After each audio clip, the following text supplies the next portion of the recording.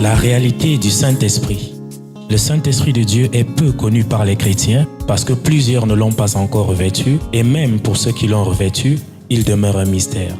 La lecture de ce livre vous permettra de le revêtir, de connaître son langage et de découvrir les mystères cachés de sa personne. Pour tout contact, appelez au plus 237 678 78 16 21 plus 237 242 0020 09 et il deviendra pour vous une réalité. La réalité du Saint-Esprit, un livre écrit par le révérend pasteur Caleb Ngwa à Tangana.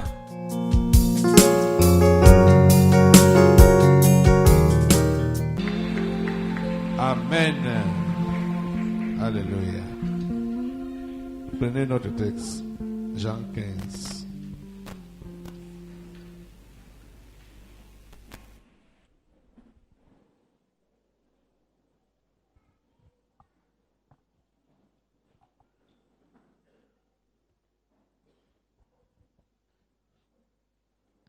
Vous y êtes? Ok, nous lisons versets 1 à 9. Jésus dit, « Je suis le vrai cep et mon Père est le vigneron. Tout sarment qui est en moi et qui ne porte pas de fruits, il le retranche. Et tout sarment qui porte du fruit, il les monde afin qu'il porte encore plus de fruits.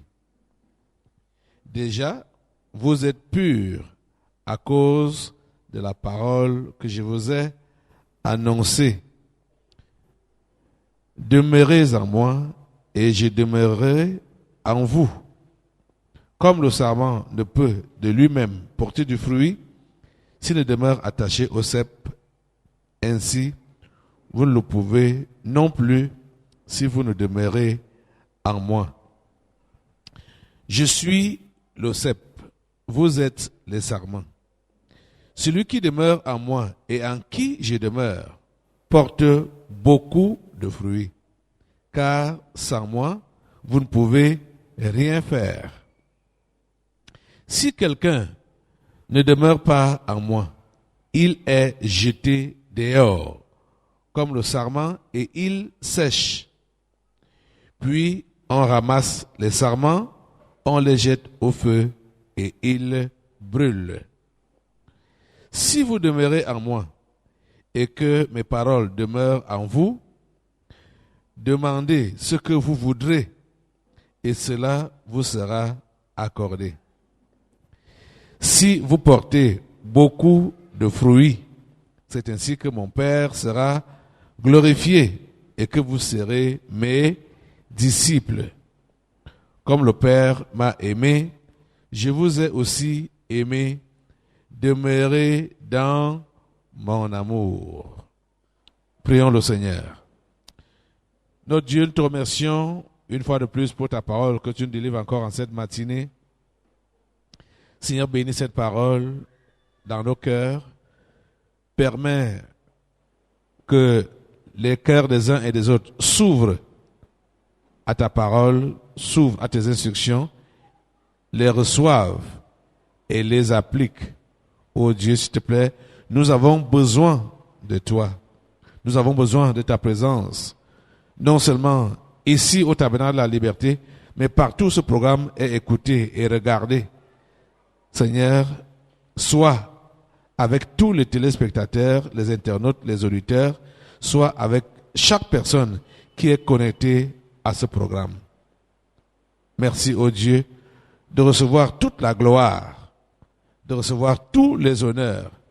Et merci d'accomplir ta volonté parfaite dans nos vies. Nous sommes à toi, Seigneur. Au nom de Jésus. Amen. Prenons place. Soyez tous les bienvenus au Tabernacle de la Liberté. Soyez tous les bienvenus à ce programme. Tous ceux qui nous regardent dans le monde entier. Nous continuons avec notre texte de ce mois-ci, Jean 15, versets 1 à 9. Jésus, le vrai cep. Et les chrétiens sont ses branches. Jésus est la tige, les chrétiens sont les branches. Et ils sont supposés porter des fruits. Les conditions sont claires là. Que si ils ne portent pas les fruits, ils seront retranchés. Ils vont sécher et ils seront jetés au feu. Et s'il est en train de donner cette exhortation, c'est parce qu'il sait que si certains ont eu du relâchement, ils peuvent se ressaisir et accomplir la volonté de Dieu dans leur vie.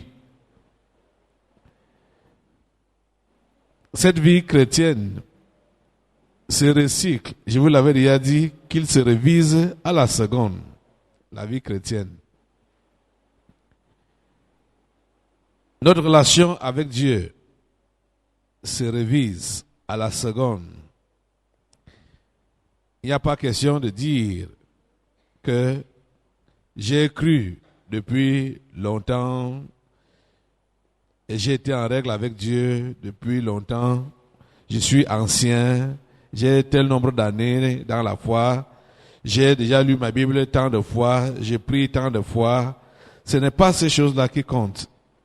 C'est la communion avec Dieu, la communion. Et cette communion doit être continuelle. Notre communion avec Dieu doit être continuelle. Si ce n'était pas le cas, Jésus n'allait pas dire tout ce qu'il a dit ici à plusieurs reprises, dans ce texte seulement. Demeurer en lui, demeurer en lui. Il nous demande de demeurer en lui plusieurs fois. Il reprend ça au verset 4. Il dit, demeurez en moi et je demeurerai en vous. Au verset 5, il dit,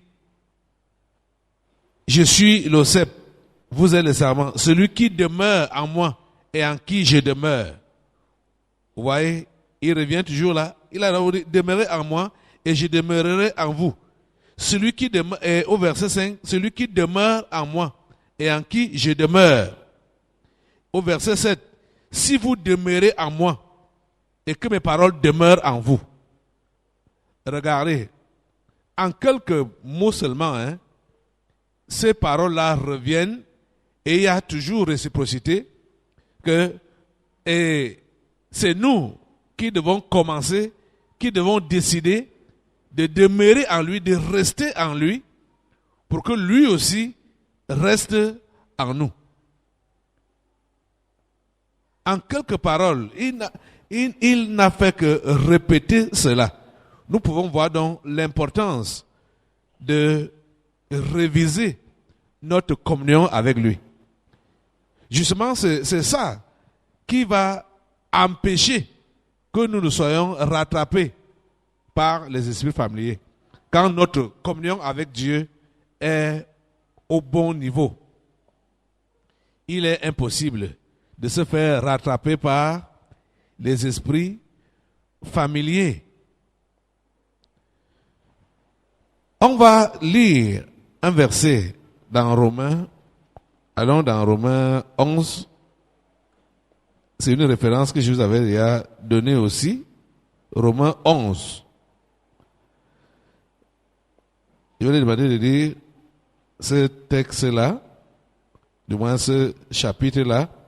Aujourd'hui, nous voulons juste considérer le verset 16 qui dit ceci. Romains 11, verset 16. Or, si les prémices sont saintes, la masse l'est aussi.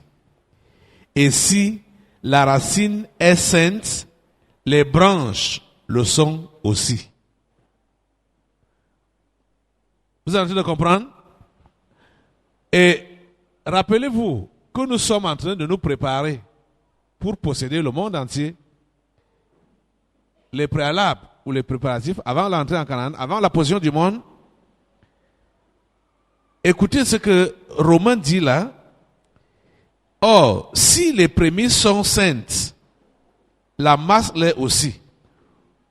Pour ce réveil mondial que nous attendons et que nous voulons que le Saint-Esprit puisse initier, aujourd'hui, nous sommes considérés comme les prémices, c'est-à-dire les premiers fruits. Parce que c'est un deuxième mouvement du Saint-Esprit qui doit avoir lieu. Ici, il faisait allusion à la race d'Israël par rapport aux païens, au reste du monde.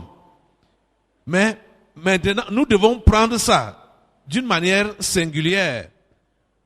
Parce que depuis que l'Église primitive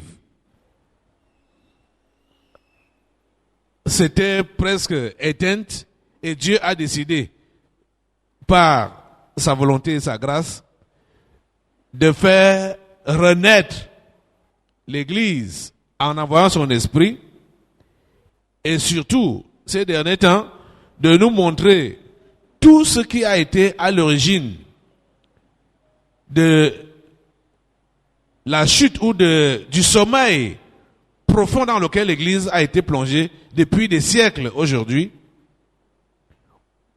Maintenant, nous pouvons nous considérer comme les prémices.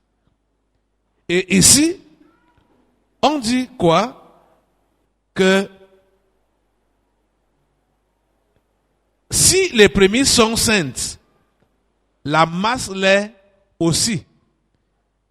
Ça veut dire que c'est nous qui devons affecter ou qui allons affecter ceux qui vont venir après nous.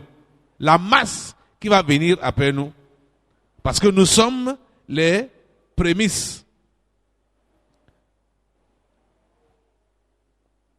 Ceux qui vont s'ajouter, regardez, par exemple, on va prendre des exemples terre à terre. Beaucoup parmi vous, vous êtes nés dans des familles religieuses. Vous avez trouvé vos parents catholiques. Vous êtes aussi, ils vous ont introduit dedans. Est-ce que votre vie et la vie de vos enfants et de tout ce que vous connaissez dans vos familles ont été différents de ce qui se passe chez les catholiques depuis des générations, depuis des siècles? Est-ce qu'il y a eu un changement, une amélioration en vous? Hein? Prenez ça dans toutes les religions, pour ceux-là même qui sont protestants, hein, presbytériens ou baptistes. Et on sait qu'ils ne sont pas en communion avec Dieu. Les enfants naissent dans cette religion-là. Donc, toute la masse qui vient derrière ne peut que se conformer à ce qu'ils ont vu chez les prémices, chez ceux qui les ont précédés. Il n'y a pas de différence de génération en génération. C'est la raison pour laquelle vous pouvez entendre des expressions telles que « je suis né catholique, je vais mourir catholique ». Hein? Chez les musulmans, c'est même chose. Dans toutes les religions, c'est la même chose. Ceux qui ont initié la chose, ce qu'ils sont, c'est ça que vont devenir ceux qui viendront après eux. Vous avez envie de comprendre? Ce sont les prémices qui affectent la masse. Les prémices affectent la masse. Vous dites que vous convertissez. Vous donnez votre vie à Jésus. Et il y a des choses ou ces recommandations que vous mettez de côté. Vous n'appliquez pas tout totalement comme il a demandé. Sa parole ne demeure pas en vous totalement comme il a demandé. Vous évangélisez. Les gens disent qu'ils se convertissent. Vous pensez qu'ils vont être différents de vous. Ils ne seront pas différents de vous. Puisque vous êtes les prémices, la masse que vous allez entraîner derrière vous ou après vous sera semblable à vous. La même chose. C'est la raison pour laquelle il ne faut jamais prétendre baisser le standard de la chrétienté. Dès que tu as baissé ce standard, tu as ouvert la porte pour tout ce qui vont venir après. Pour qu'ils aient un standard baissé. Le standard doit être élevé. De façon à ce que nous-mêmes, on sait qu'on a fourni des efforts et on va encourager ceux qui viennent derrière nous que c'est des efforts qu'il faut fournir pour arriver à ce niveau-là. Si les prémices sont saintes, la masse l'est aussi. La masse l'est aussi. Chers amis, vous autres qui vous convertissez là et vous rabaissez votre chrétienté ou votre christianisme, vous faites beaucoup de mal à l'évangile. Vous faites beaucoup de mal à l'évangile. Parce que ceux à qui vous allez parler, ceux que vous allez évangéliser, ne peuvent devenir que ce que vous-même vous êtes. Et il continue en disant que, et si la racine est sainte, les branches le sont aussi. Pour ça, nous savons que la racine est sainte. Il a dit qu'il est le vrai cep.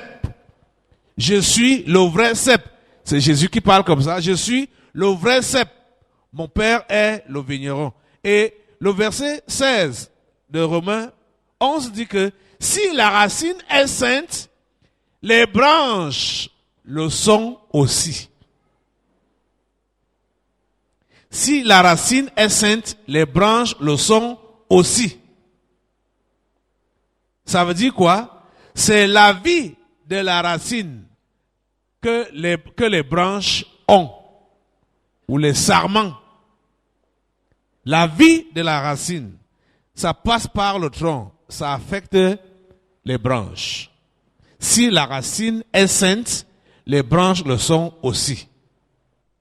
Mais pour justifier votre relâchement ou justifier vos mauvaises habitudes, vous vous donnez des raisons, non? Pour dire que tout le monde est faillible. On ne peut pas, on n'est pas Dieu. On n'est pas Jésus. Lui, il était Dieu. Il est saint. Et donc, c'est normal qu'il puisse avoir cette vie-là. C'est normal qu'il puisse être différent de nous. Mais comprenez que si Jésus a pris la forme humaine, c'était pour servir de modèle aux humains. C'était pour servir d'exemple aux humains. Et je vous dis que Jésus a été tenté en toutes choses comme vous et moi. Vous êtes en train de comprendre ça? Jésus a été tenté en toutes choses comme vous et moi. Quand vous entendez qu'il a été tenté au désert par le diable, il y a certains qui pensent que Satan était là physiquement comme ça pour dire à Jésus que, ok, fais ceci, fais cela, fais ceci, fais cela. Non. Ça se passait dans ses pensées. Vous comprenez ça? Ça se passait dans ses pensées. Ce que vous avez vu dans le film là, Jésus, ce que les gens ont monté là, les Américains ont monté là, vous voyez comment le serpent vient comme ça, et vous entendez une voix. Ce n'était pas comme ça. Ce n'était pas comme ça. Peut-être beaucoup ne le savent pas. Peut-être c'est aujourd'hui qu'ils ont cette information-là. Et j'entends comment les questions se posent dans les cœurs là. Le diable n'était pas là physiquement avec Jésus. C'était dans ses pensées. Vous comprenez ça? C'était au niveau de ses pensées. Que ce combat-là se menait. J'avais déjà expliqué ça ici. Pour vous dire, quand le séminaire là avait traité du serpent comme le premier esprit familier. Le premier esprit familier, le serpent, c'est dans les pensées qu'il passe. C'est dans les pensées. Il faut que vous compreniez un peu ça. Parce que regardez, quand quelqu'un a les démons en lui, qu'est-ce qu'il parle? Vous voyez la personne parler, non? Mais le démon qui est en lui, là, invisible, dit quoi? Que c'est lui. Et il dit qu'il est là même physiquement. C'est ça, non? Et c'est lui qui prend la place de la personne. Et qui parle à la place de la personne. Et c'est comme ça que ça se passe. Puisque le diable, ou les esprits là, c'est des entités invisibles. Hein? Et notre vrai être est également invisible. Notre esprit. Le corps-ci n'est que la maison, la carcasse de notre être qui est à l'intérieur là, qui est invisible. Donc, le contact ne peut être que entre les invisibles.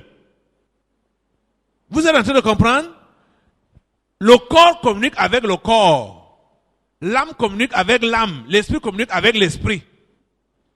Ce n'est pas possible que ce qui est immatériel puisse avoir de contact, communiquer avec le matériel. C'est ça que je veux que vous compreniez.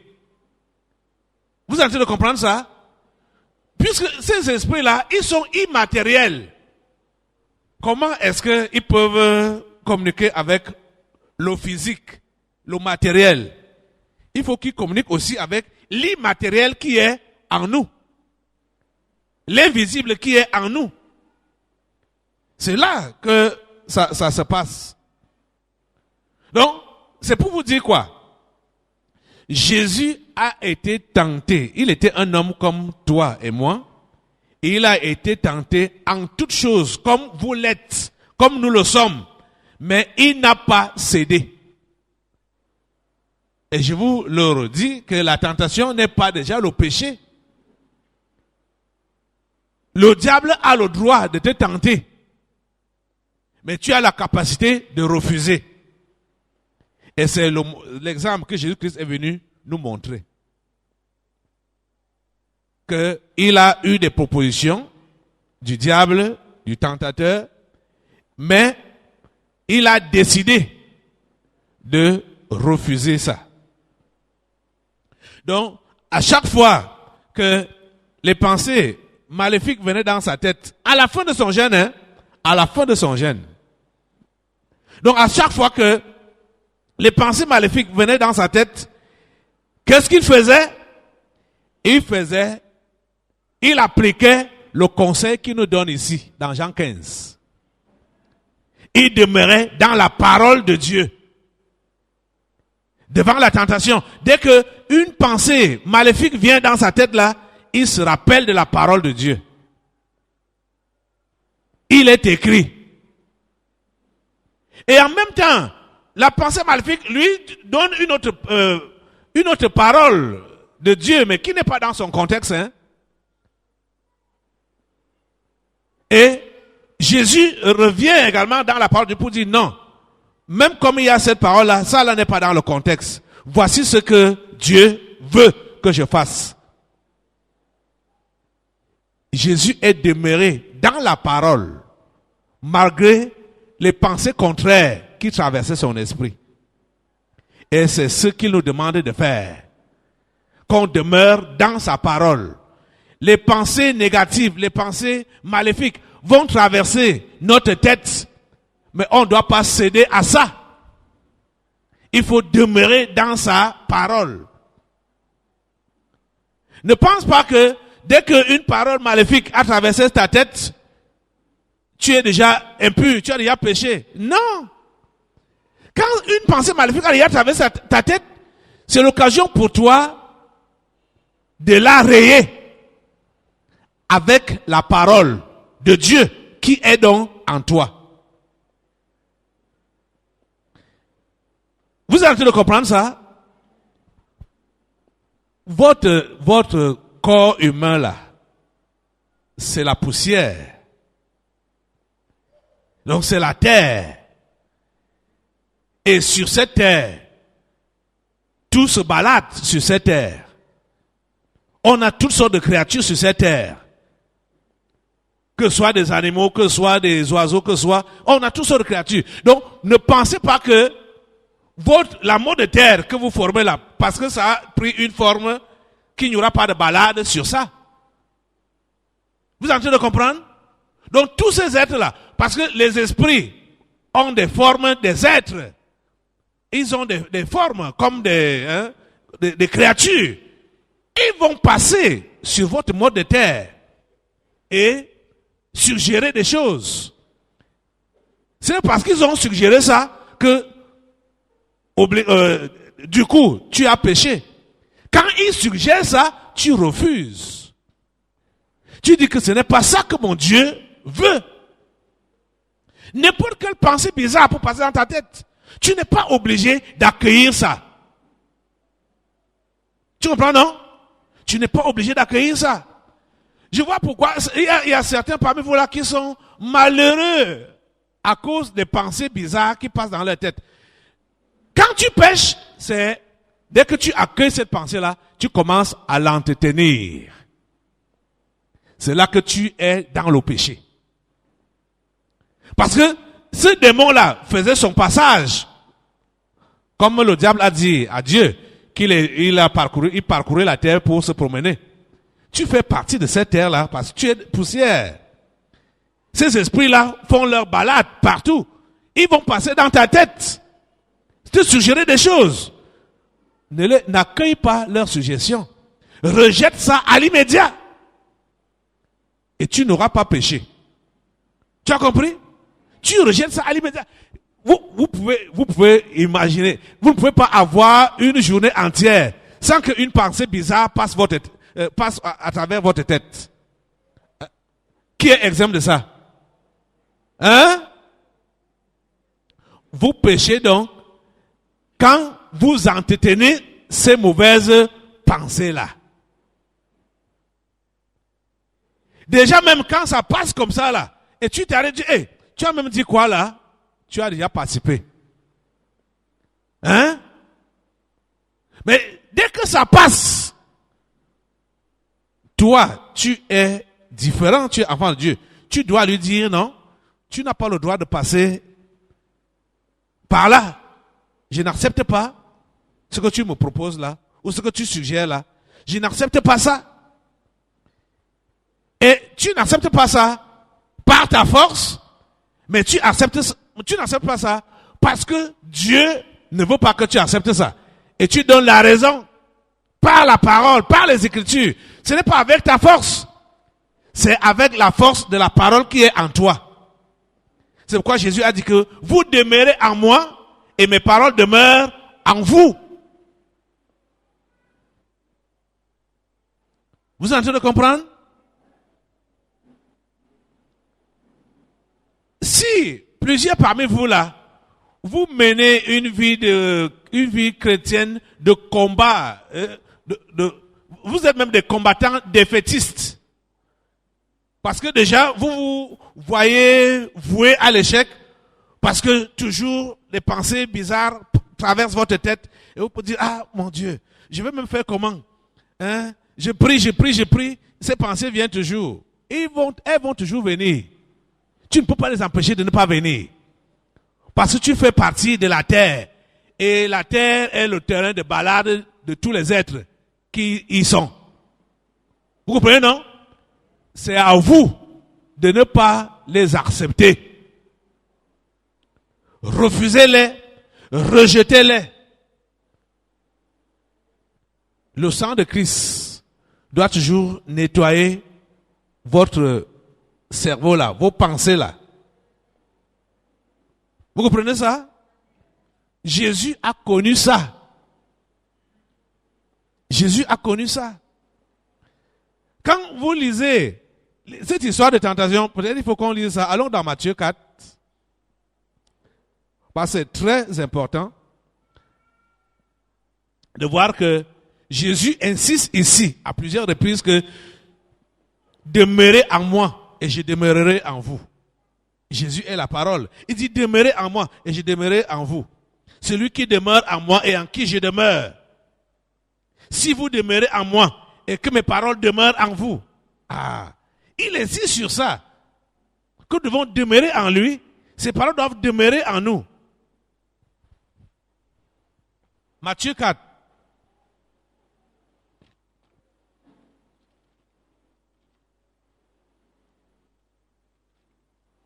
Voyez comment ça s'est passé.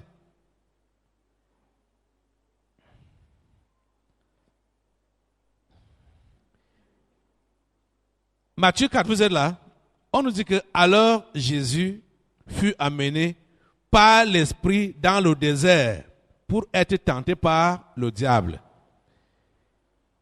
Écoutez bien l'introduction.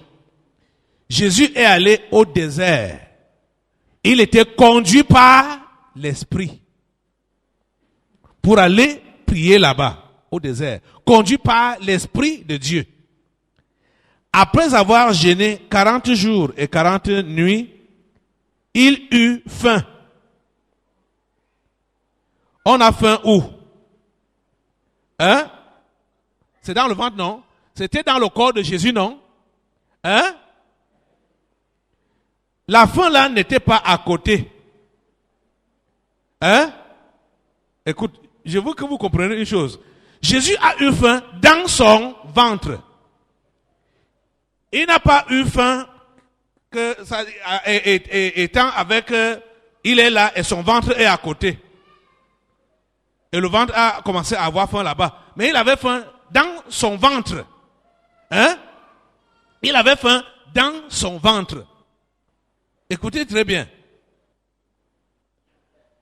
Le tentateur s'étant approché, lui dit, si tu es fils de Dieu, ordonne que ces pierres deviennent des pains.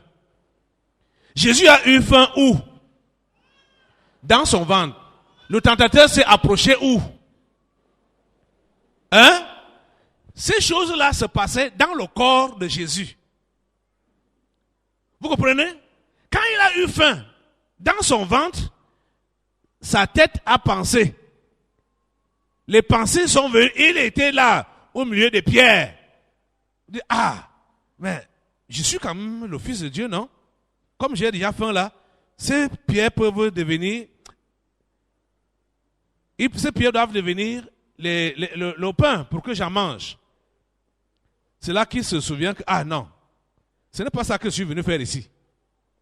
Je ne suis pas venu transformer les pierres en pain ici. Je suis venu ici pour jeûner. L'Esprit de Dieu m'a conduit ici pour jeûner. Et non pour transformer les pierres en pain. Et d'ailleurs, il a pensé à la parole de Dieu qui était en lui. Jésus lui répondit, il est écrit, l'homme ne vivra pas de pain seulement, mais de toute parole qui sort de la bouche de Dieu. Vous voyez? C'est là que la faim même est partie. Dès que Jésus a dit ça, de toutes les façons, l'homme ne vivra pas de... Il est écrit que l'homme ne vivra pas de pain seulement, mais de toute parole qui sort de la bouche de Dieu. L'histoire de faim a été oubliée. Ça, c'était la première étape. Vous voyez, non? Il est toujours dans le désert. À la fin de son jeûne, on nous dit que le diable le transporta dans la ville sainte, le plaça sur le haut du temple et lui dit, si tu es fils de Dieu, jette-toi en bas, car il est écrit, il donnera les ordres à ses anges à ton sujet et ils te porteront sur les mains de peur que ton pied ne heurte contre une pierre. Là donc maintenant, ceux qui ne comprenaient pas, vous allez bien comprendre. Parce que c'est que depuis que j'explique là, beaucoup ne comprennent pas.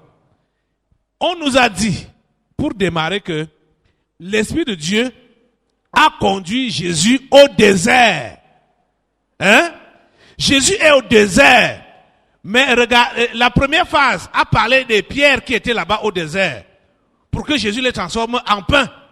Jésus s'est rappelé de la parole de Dieu et a refusé. Cette pensée-là qui traverse sa tête.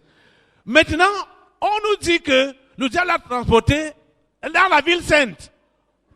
Jésus a fait comment? Pour être à la fois au désert et dans la ville sainte.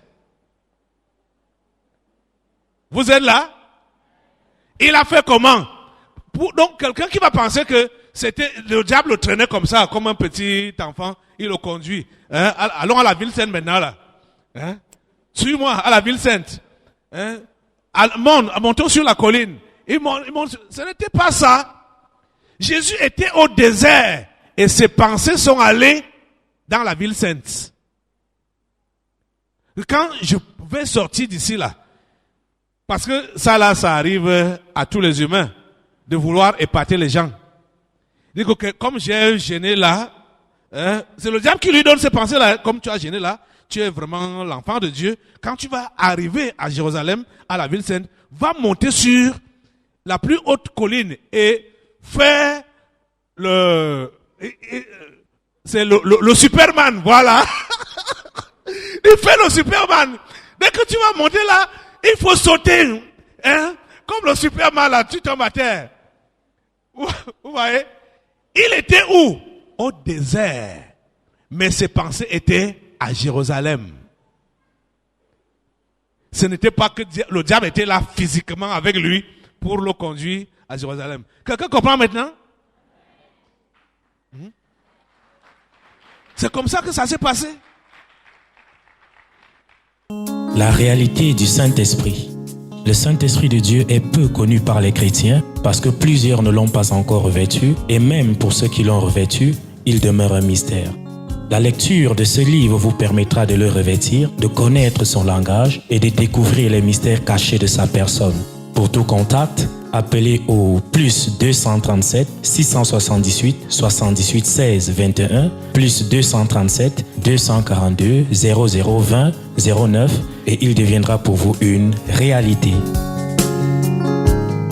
La réalité du Saint-Esprit, un livre écrit par le révérend pasteur Caleb Ngwa à Tangana.